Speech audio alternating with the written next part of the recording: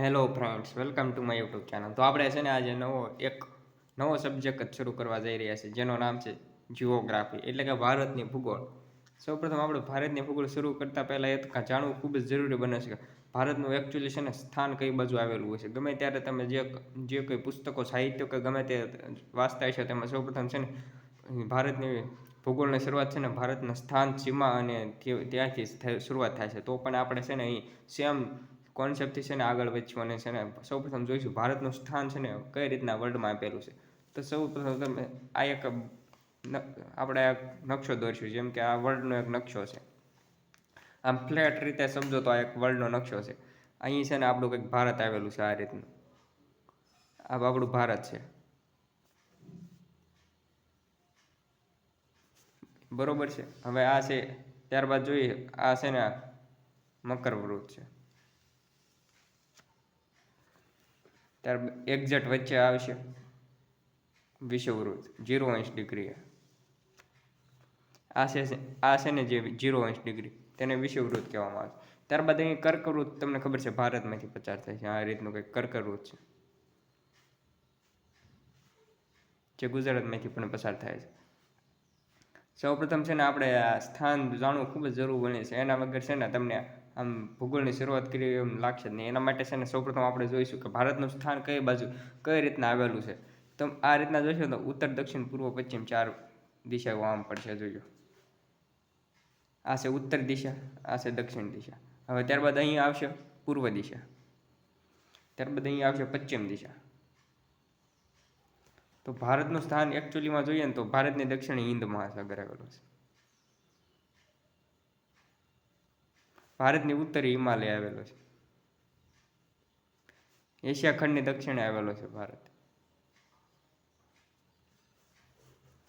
તો આ રીતનું કંઈક છે ને આપણે આકૃતિ દ્વારા સમજી શકીએ.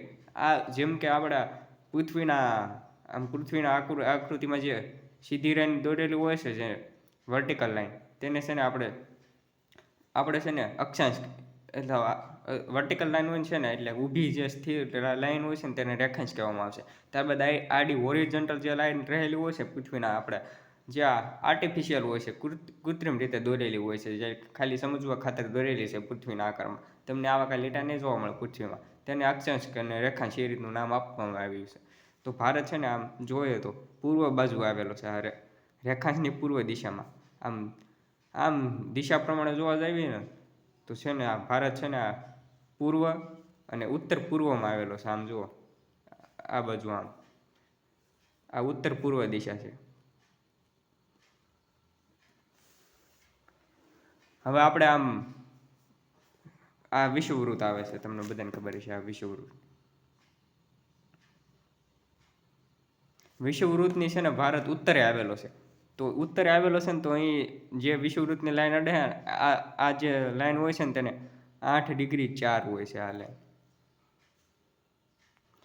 8°60 અંશ આપેલો. જેમ કે અહીં 0 આવેલો છે, તેમ ઉપર જતા જશે તો ઉપર કંઈક 8°4' સમય આવશે. આને 0 કીધેલું છે, 8.4 આવશે અંશ. કાંઈક 0, 1, 2, 3, 4 આમ ઉપર જઈએ તો વધતા હશે ને, આમ 1, 2, 3, 4 એ રીતના ઉપર કંઈક 8.4° આવશે. જેમ ઉપર અહીં ભારતની ટોચ આવશે તો ત્યાં છે ને 37.6 સુધીનું છે.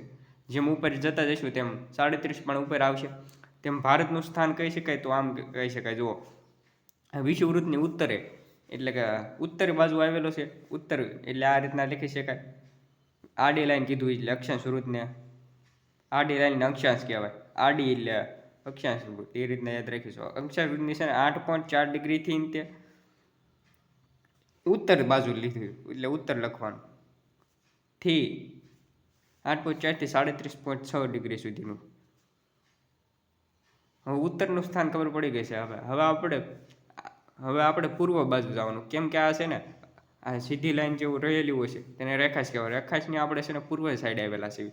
આપણે આમ પૂર્વ બાજુના દેશ છીએ. જેમ કે ગમે તે આ બાજુના દેશો હોય છે તે ભારતને આમ પૂર્વ સાઈડનો દેશ કહે છે. જેમ આપણે પશ્ચિમના દેશો કહીએ છીએ કે આમ આ બાજુ યુરોપ, અમેરિકા એ બધા. ત્યારબાદ હવે રેખાંશ વિશે ચર્ચા કરીએ. કઈ રીતના રેખાંશ વૃત્તની રેખાંશથી આપણે પૂર્વમાં આવેલા છે. પૂર્વ સાઈડથી કઈ રીતના, તો અહીં છે ને કંઈક 67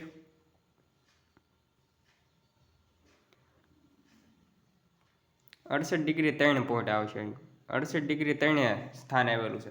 68°થી શરૂ કરીએ તો એ છે પશ્ચિમમાં જઈએ તો 97.25 સુધી ફેલાયેલું છે. તો આ રીતનું કંઈક આવશે.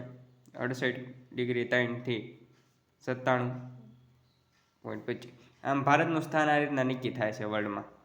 હવે આ રીતના જોઈએ કે આપણે ભારતનું સ્થાન નક્કી થઈ ગયું. જેમ કે આ 0 અક્ષાંશ આ રેખાંશ છે, ત્યાંથી આ બાજુ જઈએ તો અહીં કંઈક 68 આવશે. ત્યારબાદ જેમ આ બાજુ જતા જઈશું તેમ વધતા જશે. ત્યારબાદ એક ભારતની પ્રમાણ સમય રેખા છે ને એ આ રીતના પસાર થાય છે ભારતના. તે 5 રાજ્યોમાંથી પસાર થાય છે પ્રમાણ સમય રેખા.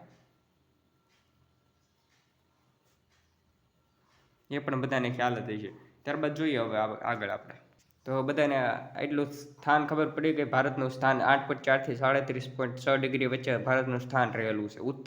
ઉત્તર બાજુનું, ઉત્તર અક્ષાંશ બાજુ. ત્યારબાદ પૂર્વ રેખાંશમાં જોઈએ તો 68.3 થી લઈને 97.25 વચ્ચેનું ભારતનું સ્થાન રહેલું છે. તો ભારતનું સ્થાન બધાની ક્લિયર થઈ ગયું છે. ગમે તે મુદ્દે એક વન લાઇનર ક્વેશ્ચનમાં કદાચ પૂછી શકે તો આવો ક્વેશ્ચન પૂછાઈ શકે. હવે આપણે ચર્ચા કરીશું કે જે આપણા ભારતમાંથી કર્કવૃત પસાર થાય છે કયા કયા રાજ્યોમાંથી પસાર થાય છે. કર્કવૃત જોવા જાય તો અહીંથી જો કર્કવૃત પસાર થાય છે તો સૌપ્રથમ છે ને ઝારખંડમાંથી પસાર થશે. ઝારખંડમાંથી પછી પસાર થશે. ત્યારબાદ છે ને પશ્ચિમ બંગાળમાંથી પસાર થશે.